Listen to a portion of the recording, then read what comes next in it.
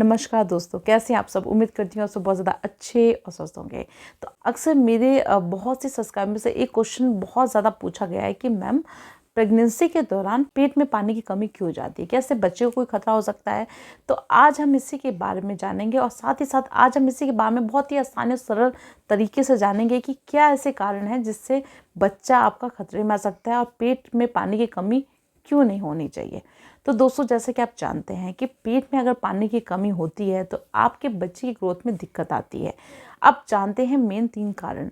तो पेट में पानी की जो कमी होती है मुख्य 3 कारण से होती है। या तो माँ में किसी तरह की कोई दिक्कत है, या तो आपके प्लेसेंटा यानी अव्वल में किसी तरह की दिक्कत है, या थर्ड आपके बच्चे में किसी तरह की कोई दिक्कत है। तो दोस्तों, अब हम जानते हैं कि माँ में ऐसी कौन सी दिक्कत पाई जाती है जिसकी वजह से आपके पेट में पानी की कमी होने लग जाती है। तो जो सबसे पहला है वो है डिहाइड्रेशन। जी हाँ, तो दोस्तों जैसे कि आपको पता है कि प्रेगनेंसी में अगर आप कम पानी पीते हैं तो ऐसे में डिहाइड्रेशन होने लग जाता है, जिसकी वजह से आपके बच्चे की ग्रोथ में काफ़ी ज़्यादा इफेक्ट करता है। अगर आप पानी भरपूर मात्रा में पीती तो ऐसे में आपके पूरी जो बॉडी में ब्लड सर्कुलेशन होता है बहुत ही अच्छे से बढ़ता है, जिसकी वजह से वही पानी ब्लड सर्कुलेशन के थ्रू या प्लेसेंटा के थ्रू बच्चे को मिलता है, जो कि आपके एम्नियोटिक फ्लूइड में हेल्प करता है। तो पानी की कमी बिल्कुल नहीं होनी चाहिए, पानी बराबर पीना चाहिए।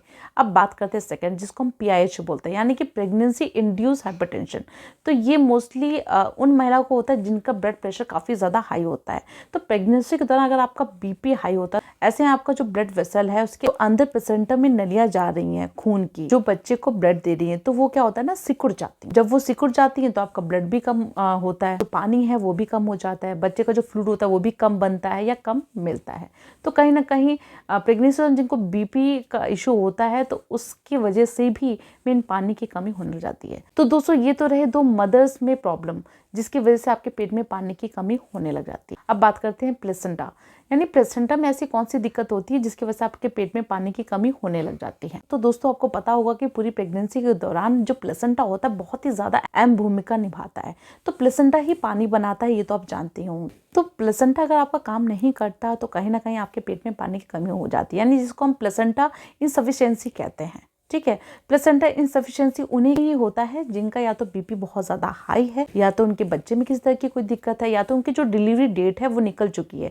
क्योंकि जब डिलीवरी डेट निकल जाती है तो ऐसे में जो आपका अव्वल होता है वो भी काम करना बंद कर देता है, यानी उसका जो प्रोसेस होता है बहुत ही ज़्यादा धीमा हो जाता है। ठीक है, दूसरा, अगर आपका अव्वल सही से नहीं बना, यानी अगर आपका प्लेसेंटा ही सही से नहीं बना तो भी आपके पेट में पानी की कमी होने लग जाती है। जैसे कि अगर आपका प्लेसेंटा ही एबनॉर्मल हुआ तो ऐसे में भी आपके पेट में पानी की कमी हो जाती है। इससे क्या होता है कि बच्चे का जो ग्रोथ होता है वो पूरी तरह से रुक जाता है। तो ये रहे प्लेसेंटा के कारण। अब थर्ड जो मेन पॉइंट है कि बच्चे में ऐसी क्या दिक्कत हो सकती है। तो दोस्तों, बच्चे में जो मेन दिक्कत होती है वो मोस्टली जो देखी गई है वो क्रोमोसोम एबनॉर्मेलिटी होती है। तो जैसे कि आप जानते हैं कि बहुत सारी एबनॉर्मेलिटी होती हैं, तो जैसे डाउन सिंड्रोम हो गया और ट्राइसोमी 18, ट्राइसोमी 21, चाहे पटाऊ हो गया। तो ये सारे जितने भी एबनॉर्मेलिटी होते हैं, ये अगर नॉर्मल से अधिक अगर क्रोमोसोम बनते हैं तो ऐसे में क्रोमोसोम एबनॉर्मेलिटी हो जाती है। इसमें बच्चे क्या होते हैं, टेढ़े मेढ़े पैदा होते हैं, या किसी का अंग बड़ा या पतला होता है, तो कई फेस में एक्स्ट्रा कॉपी बनने लग जाती हैं, तो किसी का हाथ अच्छे से डेवलप नहीं होता, किसी का फेस अच्छे से डेवलप नहीं होता, तो किसी के आंतरिक जो अंग होते हैं वो अच्छे से नहीं बनते। इसका जो मोस्टली जो पता चलता है वो हमको 5th मंथ की प्रेगनेंसी में पता चलता है। टिफा या एनॉमली स्कैन या लेवल 2 अल्ट्रासाउंड के माध्यम से हम इसको जान सकते हैं कि हमारे बच्चे में किसी का कोई डिफेक्ट तो नहीं है। और इसको बारीकी से कंफर्म करने के लिए डॉक्टर आपको एनआईपी टेस्ट या सीवीएस टेस्ट के लिए भी आपको भेज सकते हैं। इससे भी आप कंफर्म हो जाते हैं कि आपके बच्चे में किसी तरह की कोई एब्नॉर्मलिटी है या नहीं है। कई बार क्या होता है कि बच्चे की किडनी की काम नहीं कर रही होती, कई बार अल्ट्रासाउंड के रिपोर्ट्स में भी आ जाता है कि किडनी काम नहीं कर रही, तो ये भी मेन रीज़न होता है कि पेट में पानी की कमी होने लग जाती है। तो दोस्तों, ये तो रहे 3 मेन कारण। अब मैं आपको एक छोटी सी बात और कहना चाहती हूँ कि दोस्तों, जब आप प्रेगनेंसी के सफर में कदम रखते हैं तो डॉक्टर की जितने भी विजिट हैं आप सभी अटेंड कीजिए। जिस तरह की भी वो सोनोग्राफी कहते हैं, जिस तरह के टेस्ट कहते हैं, तो आप प्लीज़ उन्हें ज़रूर कराएं। इससे क्या होता है कि बच्चे की पूरी डिटेल आपको बारीकी से मिलती है। तो बस समय रहते अगर बच्चे का इलाज हो जाता है, समय रहते अगर आपकी जो समस्या है उसका पता चल जाए, तो आप और आपके बच्चे दोनों को सेफ रखा जा सकता है। तो हमेशा इस चीज़ को ध्यान रखें, डॉक्टर की विजिट को बिल्कुल स्किप ना करें, और जो वो मेडिसिन प्रिस्क्राइब करते हैं उसको ज़रूर टाइम से लें, और स्वस्थ रहें और अच्छा सोचें। सब कुछ अच्छा होगा। नमस्कार।